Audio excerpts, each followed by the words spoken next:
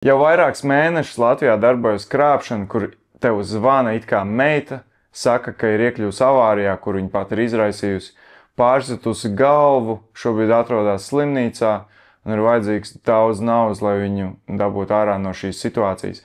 Paklausies ierakstu. Man ir ziņots par vairākiem šīs krāpšanas upuriem, piemēram, kādu skolotāju, kur atdeva 40 000 skaidrā naudā vīrietim, lai viņš dabū ārā viņas it kā meitu no šīs situācijas. 40 000 eiro viņai bija no īpašuma, kur viņa tikko pārdeva.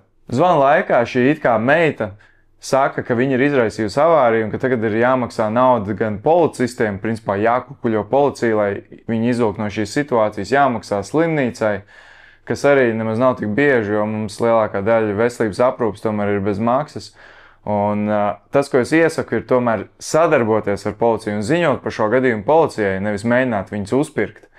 Tāpat arī mēģiniet caur kaut kādiem kanāliem sazvanīt savu meitu.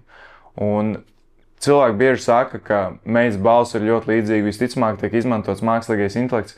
Nē, tas būtu pārāk dārgi, tas būtu mērķēts uzbrukums tieši pret jums, tas būtu jāatrod jūsu meitas balss ieraksts, jāapmāca mākslīgais intelekts. Tas ir ļoti dārgi. Visticamāk, visos šajos gadījumos tika izmantots nevis mākslīgais intelekts, bet meitenes balss bija ļoti līdzīga upuris īstās meitas balsī. Visi gadījumi, kur man tika ziņot, zvans bija krievu valodā, līdz ar to savā ziņā latviski runājošās ģimenes ir pasargāts, bet uz to nevar paļauties. Tikpat labi šis zvans kādu dienu var ienākt arī latviešu valodā. Šī krāpšanas schēma patiesībā ir ļoti veca. Viena no vecākajiem rakstiem par šo krāpšanas varēja atrast žurnālā Austrālijas Latvijas no 2007. gada, kur tika rakstīts, ka zvana policists no Lietuvas un saka, ka kāds radinieks ir izraisījis avāriju un tagad vajadzēs maksāt kukuli, lai šo radinieku izvilkt no šīs situācijas. Tā kā krāpšanas schēma ir veca un nav unikāla, bet tā ir diezgan sarežģīta, jo tur ir vajadzīgi naudas mūļi, kas atrodas šeit pat uz vietas Latvijā un kuri savāc šo naudu.